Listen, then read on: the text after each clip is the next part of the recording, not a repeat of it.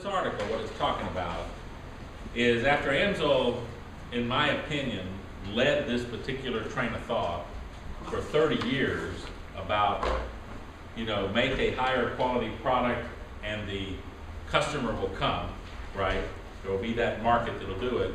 What this article is saying is that many of the other oil companies are waking up to the reality that having a true premium, synthetic, high quality oil is a profit maker.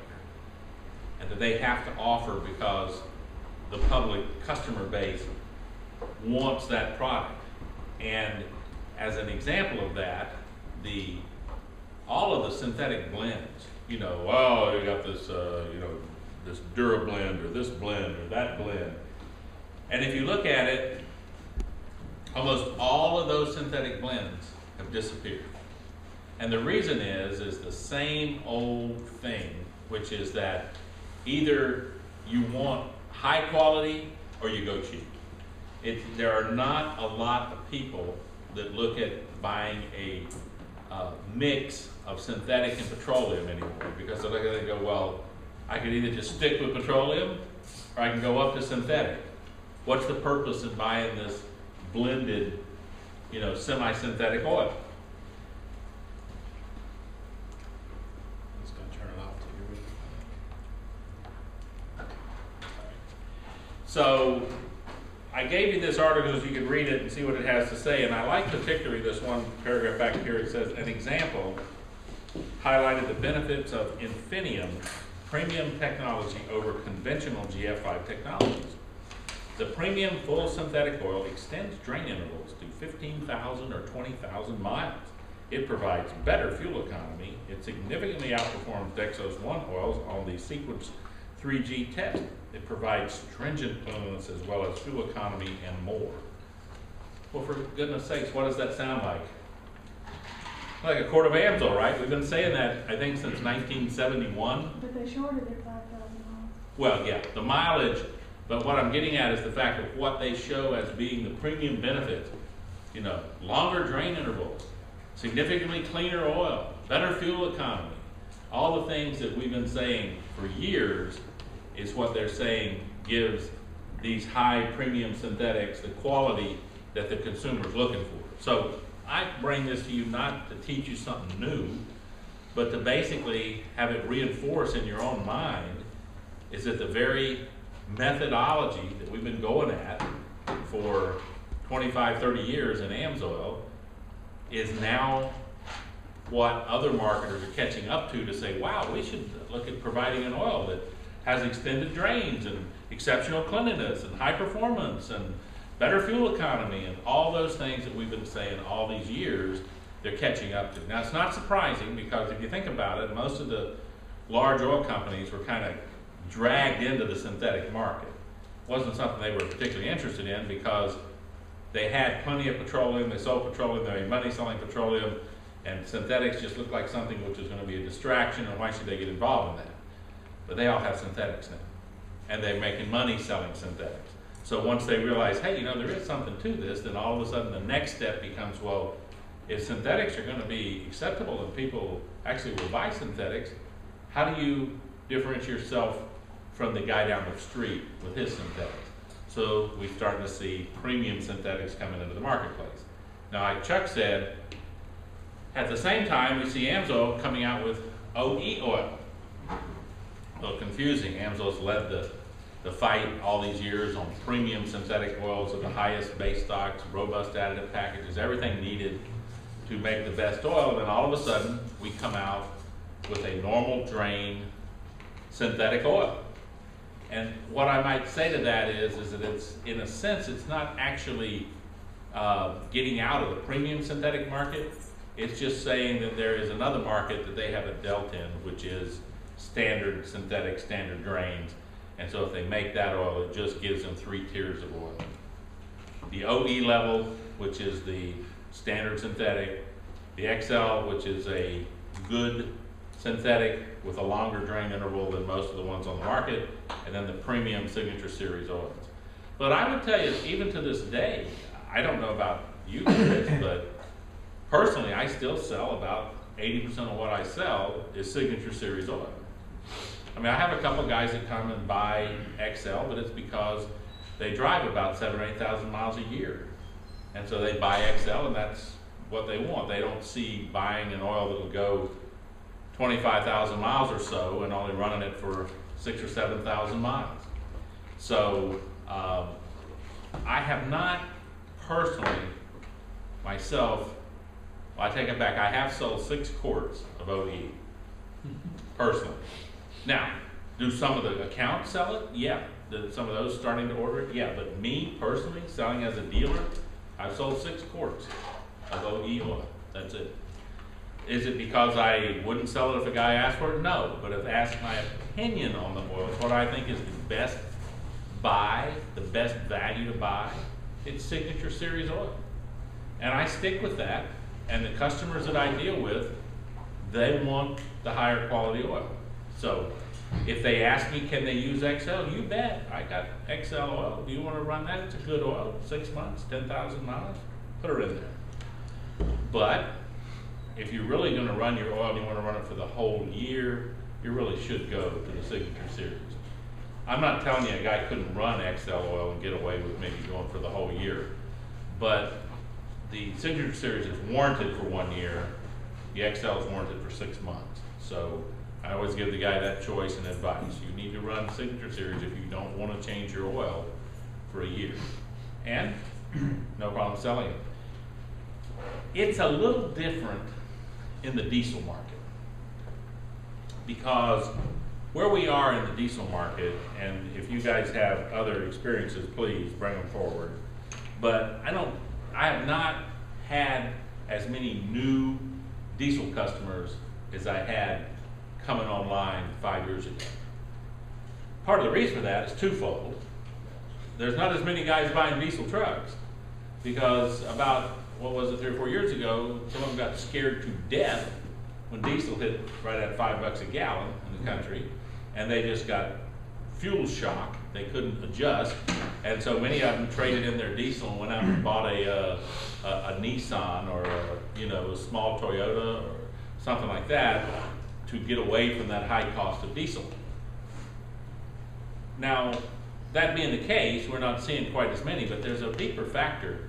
The newer diesels that have this, the high quality pollution system that causes a regeneration process, they have a diesel particulate filter, they have all this stuff on the truck. Well, that causes us to have to go to CJ4 rated diesel oil. And specifically on those vehicles, we lost our extended drain. So to tell a guy, why don't you buy this $8 or $9 a quart oil and change it every 7,500 miles? So we lost one of our selling advantages in that community when they decided to alter the exhaust system to where they literally pump raw diesel through the engine to get it to the particulate filter to burn it out, and then that creates a problem with getting fuel contamination in the oil pan. We run as high as 10, 12, 13% contamination. So that has created a problem for us as AMSOIL dealers. Now, one of the things that AMSOIL brought out on this was this OE 15W40, so that we could sell a high quality, less expensive synthetic engine oil that would go the 7,500 miles and not cost the guys as much as our Signature Series, because it was kind of like telling the diesel operator, look, I cannot give you an extended drain oil, so I've made one for you, which is, now why would you even, what do you think would be a selling feature of an AMSOIL OE 15W40 over Shell Rotelity? Anybody? Better on the package. For the 2007 and beyond, well, should decrease the regeneration cycles. It will a little bit, but let me tell you something, and if I had time, I'd get John to go to one of the previous Action News. I got a great picture of it. It's called shearback. When you have fuel contamination in a motor oil, you get, it screws around with the molecular structure in such a way that you start to actually break the molecular bonds in the oil, and it's called shearback. It starts to get thinner.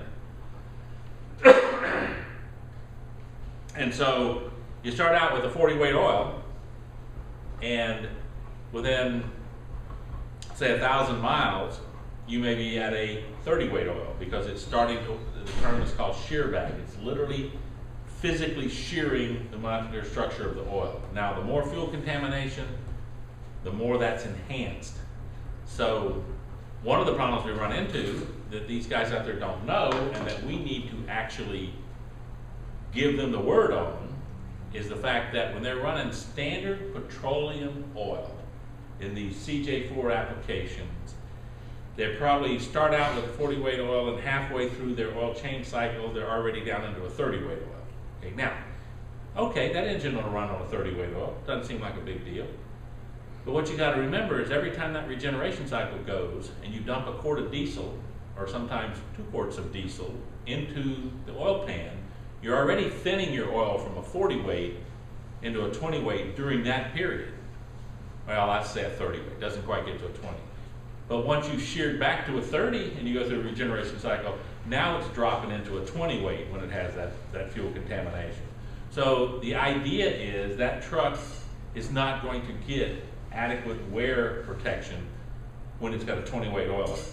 So during the period that you've already run the oil a little time, you've had shear back, it's starting at a 30, and then you dump in the regeneration diesel into it, you're going to take that oil down to maybe a 20 weight, and during that relatively short period of time, you may have enhanced wear in the truck. It may even be worse if that's the time you pick to be pulling your 8-horse trailer or your whatever you're pulling behind the truck, and now it's got this light mixture of oil in it trying to run and pull that incredible heavy load.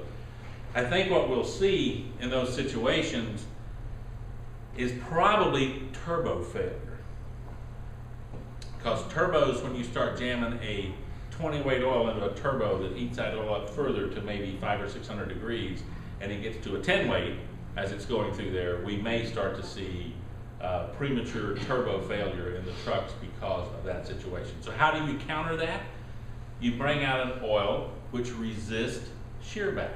And that's what AMSOIL did with this OE oil, and what they've done with all of our diesel oils. There's an actual chart that shows these oils that they start out and they go through this, I forget the name of it, it's a Kurt Orban or something, shear back test, but they run it through this test, and at the end of that test, what you'll see is that the AMSOIL is almost where it started, virtually the same viscosity, and all the other oils have taken a precipitous drop. Now put in a 2% fuel dilution overall in the oil, and you see them all take another drop, but AMSOIL drops a little, it's here. Then you put in 4%, and they're all out of spec low. At 4% fuel dilution, the shear back is every oil except AMSOIL is now a 30 weight oil. AMSOIL is still a 40 weight oil. That's a selling point with these diesels, because what you have to make sure these guys understand is they've been sold something which they never should have been sold. And they ought to be somewhere on the internet creating the class action suit for this deal, because they didn't try to dump diesel through the engine for the bigger trucks, because they knew the fleet people would absolutely go berserk. They never put up with such a thing. Okay, it's only in these turbocharged diesels trucks that they got away with this. And it's not all the manufacturer's fault. It's because the government of the United States waited until about 60 days prior to the announcement of the new model that had to come out to set the pollution standard. And the only thing that they could do fast enough, it was the first year models in 2007, the only thing they could do fast enough was to reprogram the computer that on the exhaust stroke of the engine to dump diesel in, so that it would go down through the thing and make it to the tailpipe. Now, in the 2011 Duramax, is that issue solved with 2012. 2012. Is that issue solved with the ninth injector? In the 2012 GMC Duramax, what they did is they put what they call the ninth injector. They put an injector back in the diesel particulate filter that injects fuel into that rather than go through the engine. And all they had to do was reprogram the computer, and they're done with flushing diesel through the engine. Ford and Dodge decided to stick with the procedure through the engine, but I don't think they'll get away with that for about 1 year. As people understand the difference, they'll be forced to follow suit and put that system in. I just wish I had the know-how and the mechanical and the money to go after it, to make the aftermarket kit, to convert all the trucks that are out there to have the 9th injector to get away from this. It'd make a fortune. Now, so can we recommend extended drain intervals for the 2012? Yes. Okay. Any one of the trucks that doesn't have this system functioning can go back to recommend extended drains.